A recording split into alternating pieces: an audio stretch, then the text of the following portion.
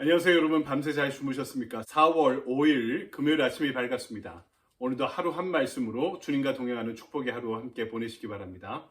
오늘 우리에게 주신 말씀은 베드로전서의 마지막 장이죠. 5장 7절부터 11절까지의 말씀을 제가 봉독해 올립니다.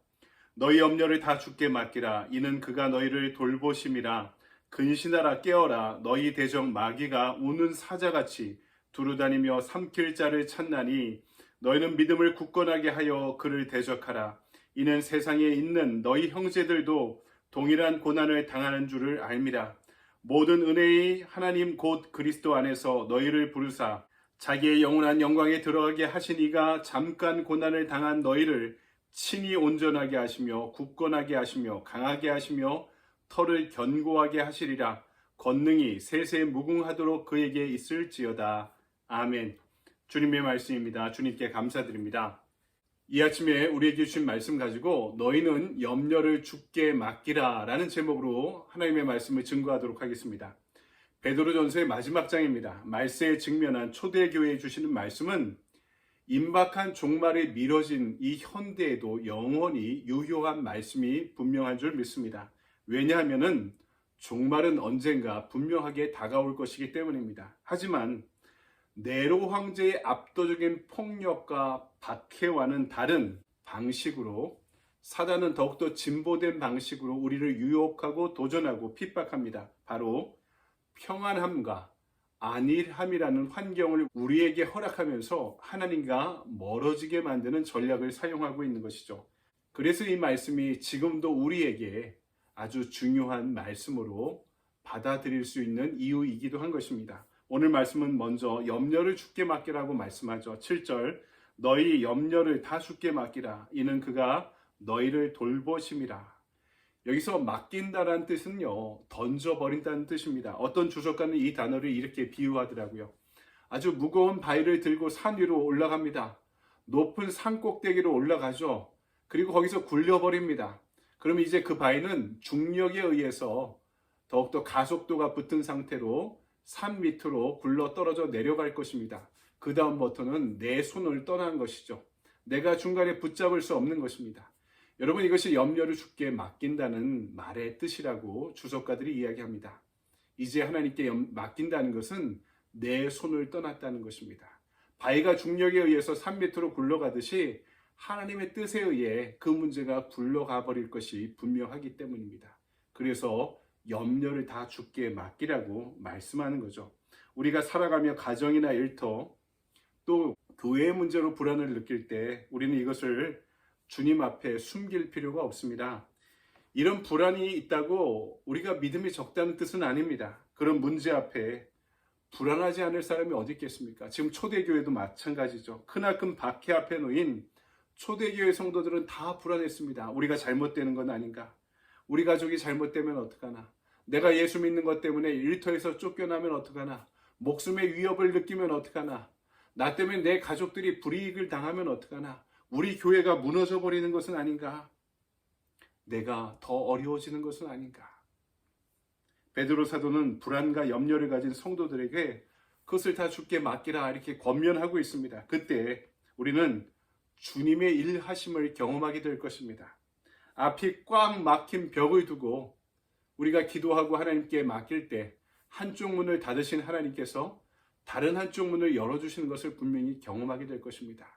벽이 높을수록 그 벽이 무너질 때 더 긴 다리가 될 수 있는 것입니다.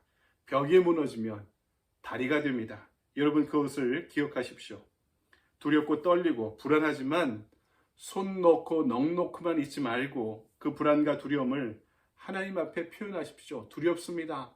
불안합니다. 어렵습니다. 주님, 어떻게 하면 좋겠습니까? 그리고 내가 기도하며 주님께 염려를 맡길 때 내 손을 떠나 그분의 손에 붙잡힌 바 된 문제가 해결되어 가는 과정을 우리는 분명히 경험하게 될 줄 믿습니다. 아멘. 두 번째로 오늘 말씀은 우리에게 깨어 기도하라 라고 말씀하죠. 어제도 강조했던 베드로 사도의 말씀이었습니다. 우리는 한번 기도회나 부흥회에 참석해서 내 인생의 문제가 모두 쌈박하게 다 이루어졌다고 착각해서는 안 됩니다. 그래서 필요한 것이 끊임없이 근신하며 깨어 기도하는 것입니다. 8절 근신하라 깨어라 너희 대적 마귀가 우는 사자같이 두루다니며 삼킬 자를 찾나니. 근신하다라는 단어를 새 번역에서는 정신을 차리라 이렇게 번역하고 있습니다. 그렇죠. 말세지 말에 우리 성도들이 해야 될 일은 정신을 차리고 기도하는 것입니다. 이것은 한순간도 소홀히 할 수 없습니다. 왜냐하면 이 시대는 끊임없이 깨어있지 않으면 무슨 일이 일어나는지 알 수 없는 시대이기 때문입니다. 베드로는 이 모든 악한 일의 배후에 사단이 있다고 이렇게 전합니다. 바울은 이 악한 존재를 공중권세 잡은 자다라고 소개하기도 했습니다. 사단 마귀가 원하는 것은요, 우리가 계속 근심하며 사는 것입니다. 근심하면 하나님의 역사를 볼 수 없습니다. 불안해하면 동행하시는 하나님을 바라볼 수 없습니다. 사단 마귀가 쓰는 전략은요, 내 죄에 대해서는 수치심을 느끼게 만들며 하나님과 멀어지게 만들고, 내 환경에 대해서는 불안하고 두려워하고 염려하게 만들면서 하나님의 일하심을 바라보지 못하게 만듭니다. 그래서 우리가 하나님과 무관한 사람, 하나님과 멀어진 사람으로 살아가게 만드는 거죠. 하지만 여러분 기억하십시오. 이런 영적 싸움에 우리 하나님께서 우리에게만 맡기고 멀리 계시는 분이 아니십니다. 예수 그리스도를 통해 그분은 우리의 삶의 고통에 언제나 참여하고 계십니다. 우리를 중보하고 계십니다. 그리고 이미 그분은 십자가 부활의 능력으로 그 모든 사단의 권세를 이기신 분이신 줄 믿습니다. 그래서 베드로는 9절 말씀에서 분명하게 권고하며 선언하고 있습니다. 너희는 믿음을 굳건하게 하여 그를 대적하라. 이는 세상에 있는 너희 형제들도 동일한 고난을 당하는 줄 알미라. 아멘.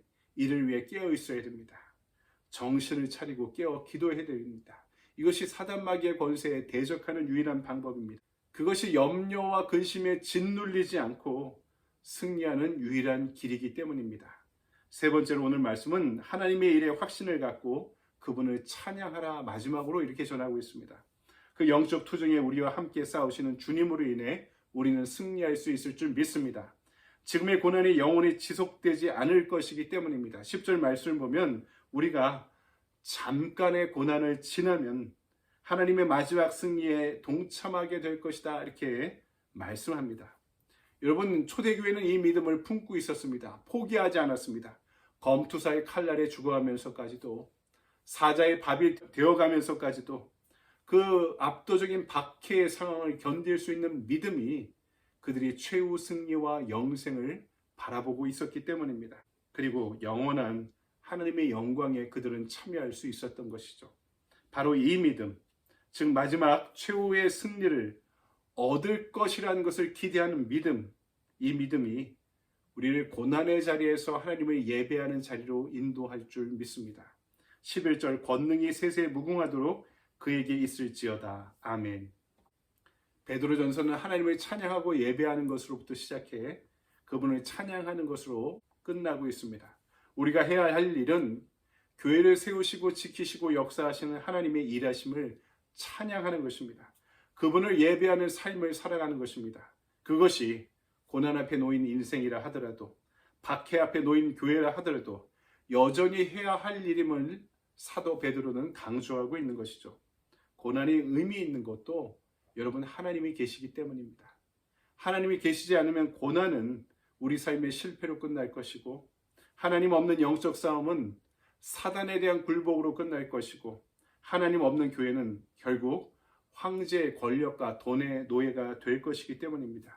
이 모든 것에 하나님이 계시면 고난도 영적 싸움도 세상의 돈과 권력도 우리를 교회를 흔들 수 없습니다.